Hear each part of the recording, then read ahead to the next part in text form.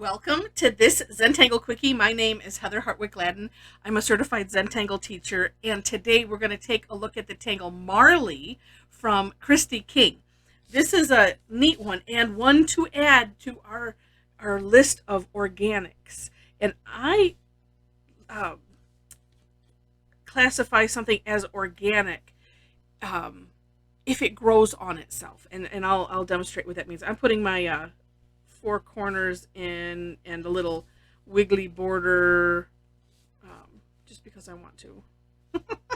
I might at some point I'll put something on the outside of that border. I just don't know. All right, but sometimes you just are inspired. And if you didn't know, if you've never taken I call it, for my class it's Zentangle Essentials. Other people call it 101 or beginners or whatever. Where we talk about the actual method of Zentangle. We start off with putting four little light dots in the corner and then making a border. Those are the first two of three steps that we do, and it gets us working on the paper. So if you have never taken a class from a CZT, I highly encourage doing that. And if you're interested, in the description section, you'll find my step out links for this, as well as links to my website, and you can click on classes. There's ways to follow me, like Facebook, Eventbrite, Meetup, whatever you might subscribe to, and that way, as soon as I get one posted, which I need to do that, then you'll know. And if you are interested in signing up, then you can. All right, so this one, let's see. I'm going to do this on the corner. Am I? Sure, why not? Okay. It seems like a lot of mine are on the corner, but I'm feeling like this one should be. I think anyway. I'm looking at it and thinking, sure, why not? We'll do it. Okay, so this one starts off with something that it kind of looks like a tangle that we call fescue, which is basically that. And I do have a video on that, so you can always check. But starts off with that, going one direction or the other, and then it's a really big aura, and I separated out the steps, and you'll see on Christine's, she kind of put it all in one, but I like to separate some things out just because that's how my brain works. So here's what I did. It was starting off with a big curved line, and what we want is to have a nice distance here, and then also, you know what, let me expand that a little bit, and overshooting a little bit, because the next step is we're going to do it like another, like say, slightly curved line coming down and going past the little ball at the end of fescue, and then another slightly curved line coming back to that first line that we made, and that's it. Yeah, like I said, I don't have them off the top of my head, but there are some others that look similar, but like I said, it's enough different that it's just neat. Then how this grows on itself is, what we will do is I'm going to have it come right off of here, and actually I'm going to draw, because just for whatever reason I like to do this kind of upside down-ish. And so there it is. Actually, I'm going to make this ball a little bit bigger. Sometimes you can go back and adjust, right? So that way it looks at least as consistent as possible. All right, so we're doing it this way. Then, so I'm coming on the back side, coming off of this. And it's the same idea. We're just reversing it.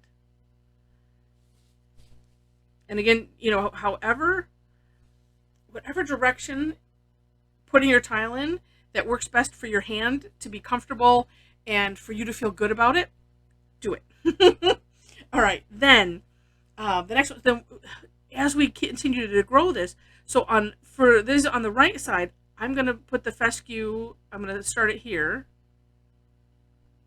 And then too, depending on your angle, you can then determine how these bend. Now this one, I'm going to start the aura part over here on the left guy.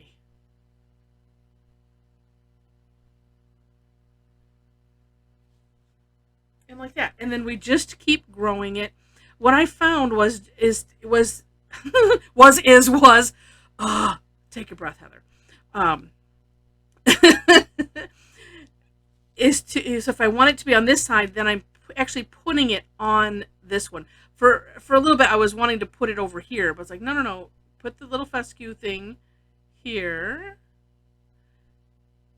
And then what is neat is to have then the aura part coming from the one you just did on the opposite side, if you can. You know, and if you end up being able to do that, you know, kind of all in one, you know, stroke, so to speak, then, you know, great. I just wanted to separate them on my step out just because it helped me. It's like, okay, let me distinguish what am I actually doing here. And let's put a little one.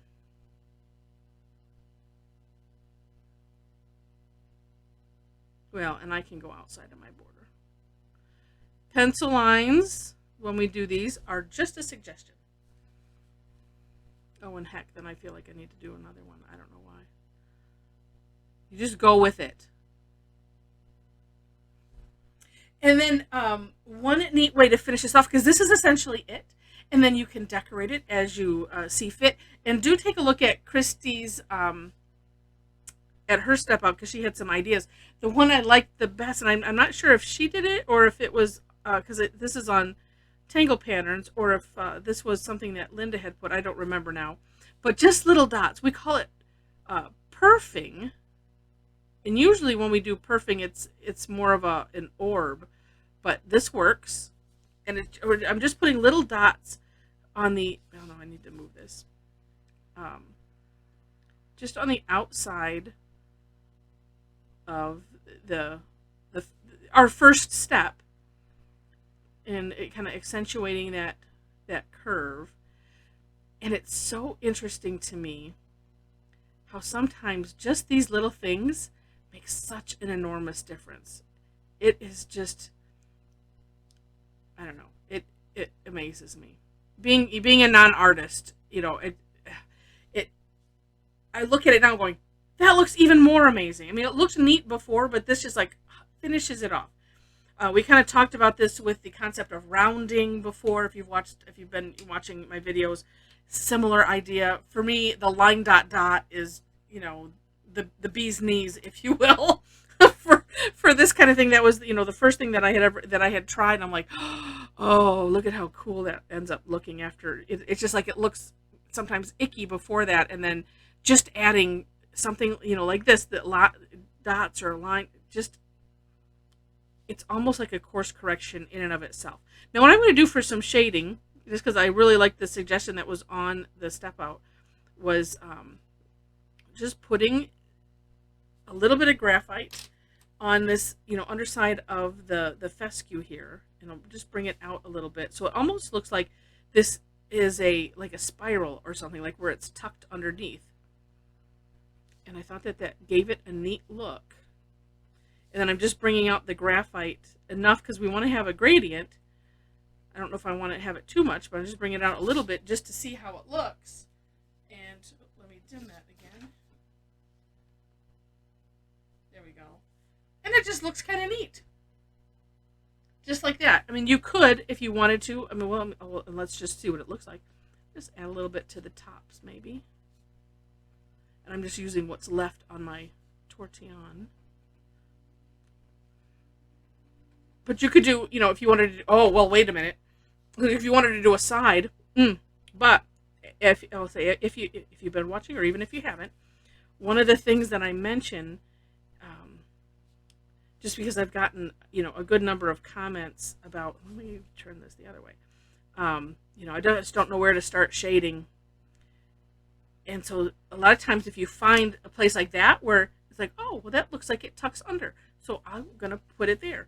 Or like here, where, because this we're saying is growing upon itself. Let me get this positioned right. You want to position, for most effectiveness, both the pencil and the tortillon having the point on the line that you want to accentuate. Or I had also heard it termed where, especially for the pencil line, wherever you want it to be the darkest is where you want to, you know, point your pencil.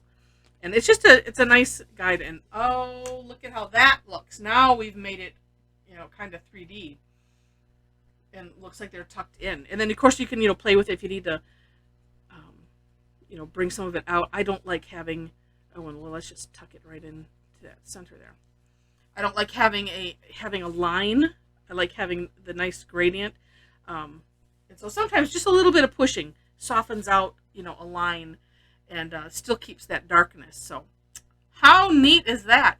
And then, you can have fun adding other things to it, or just continuing it, drawing more of them, different sizes, having them, go behind each other, all that kind of fun.